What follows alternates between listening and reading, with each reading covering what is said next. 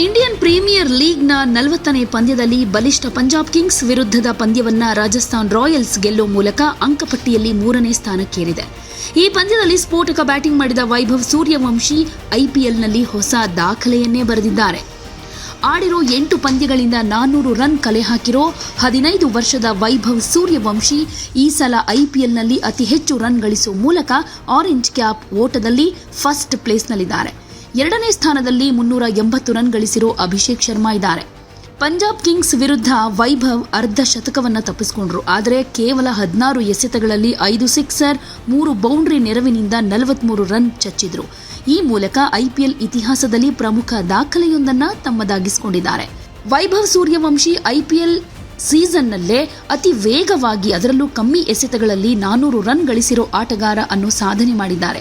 ಕೇವಲ 167 ಎಸೆತಗಳಲ್ಲಿ ಈ ಸಾಧನೆ ಮಾಡಿರೋದು. ಇದಕ್ಕೂ ಮುಂಚೆ 2019ರಲ್ಲಿ 188 ಎಸೆತಗಳಲ್ಲಿ ಈ ಸಾಧನೆ ಮಾಡಿದ ದಾಖಲೆ ವೆಸ್ಟ್ ಇಂಡೀಸ್ನ ಆಂಡ್ರೆ ರಸೆಲ್ ಅವರ ಹೆಸರಲ್ಲಿತ್ತು.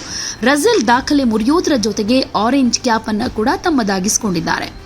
ಇಂಡಿಯನ್ ಪ್ರೀಮಿಯರ್ ಲೀಗ್ ಇತಿಹಾಸದಲ್ಲೇ ಅದರಲ್ಲೂ ಪವರ್ ಪ್ಲೇನಲ್ಲಿ ಅತ್ಯುತ್ತಮ ಸ್ಟ್ರೈಕ್ ರೇಟ್ ಹೊಂದಿರೋ ಇವರು ಪವರ್ ಪ್ಲೇ ಒಂದರಲ್ಲೇ 130 ಎಸೆತಗಳಲ್ಲಿ 319 ರನ್ ಗಳಿಸಿರೋದು. ಸೊ ಈ ಅವಧಿಯಲ್ಲಿ ಅವರ ಸ್ಟ್ರೈಕ್ ರೇಟ್ 245.4 ಆಗಿದೆ. ಪವರ್ ಪ್ಲೇನಲ್ಲಿ 29 ಸಿಕ್ಸರ್ ಹಾಗೆ 29 ಬೌಂಡ್ರಿಗಳನ್ನು ಸಿಡಿಸಿದ್ದಾರೆ. ಐಪಿಎಲ್ನಲ್ಲಿ ಘಟಾನುಘಟಿಗಳ ಅದರಲ್ಲೂ ಸ್ಟಾರ್ ಆಟಗಾರರನ್ನ ಹಿಂದೆ ತಳ್ಳಿ ಸೂರ್ಯವಂಶಿ ಈ ಆರೆಂಜ್ ಕ್ಯಾಪ್ ಅನ್ನ ತನ್ನದಾಗಿಸಿಕೊಂಡಿದ್ದಾರೆ.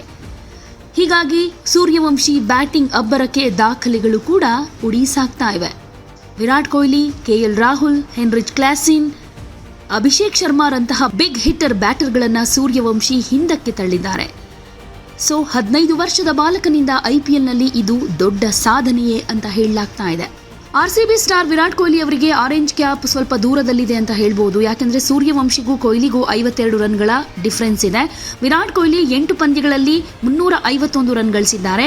162 ಸ್ಟ್ರೈಕ್ ರೇಟ್ನಲ್ಲಿ ಬ್ಯಾಟಿಂಗ್ ಮಾಡಿರೋ ಕೊಹ್ಲಿ 37 ಬೌಂಡ್ರಿ ಹಾಗೆ 14 ಸಿಕ್ಸರ್ ಬಾರಿಸಿದ್ದಾರೆ. ಸೊ ಆರೆಂಜ್ ಕ್ಯಾಪ್ ಅನ್ನ ತಮ್ಮದಾಗಿಸಿಕೊಳ್ಬೇಕು ಅಂದ್ರೆ ವಿರಾಟ್ ಕೊಹ್ಲಿ 52 ರನ್ಗಳಿಗೂ ಹೆಚ್ಚು ರನ್ಗಳನ್ನು ಹೊಡಿಲೇಬೇಕು. ಸೊ ಮುಂದಿನ ಪಂದ್ಯಗಳಲ್ಲಿ ವಿರಾಟ್ ಕೊಹ್ಲಿ ವೈಭವ್ ದಾಖಲೆಯನ್ನ ಮುರಿತಾರಾ? ಕಾದು ನೋಡಬೇಕು. ಯಾವುದೇ ಸುದ್ದಿಯ ಅಪ್ಡೇಟ್ ಅನ್ನ ಮಿಸ್ ಮಾಡ್ಕೊಳ್ಬಾರ್ದು ಅಂದ್ರೆ ಈಗ್ಲೇ ಒನ್ ಇಂಡಿಯಾವನ್ನ ಸಬ್ಸ್ಕ್ರೈಬ್ ಮಾಡಿ. ನಿಮಗೆ ಬೇಕಾದ ಭಾಷೆಯಲ್ಲಿ ಎಲ್ಲಾ ಸುದ್ದಿ ತಿಳಿಬೇಕು ಅಂದ್ರೆ ಒನ್ ಇಂಡಿಯಾ ಆಪ್ ಅನ್ನ ಡೌನ್ಲೋಡ್ ಮಾಡ್ಕೊಳ್ಳಿ.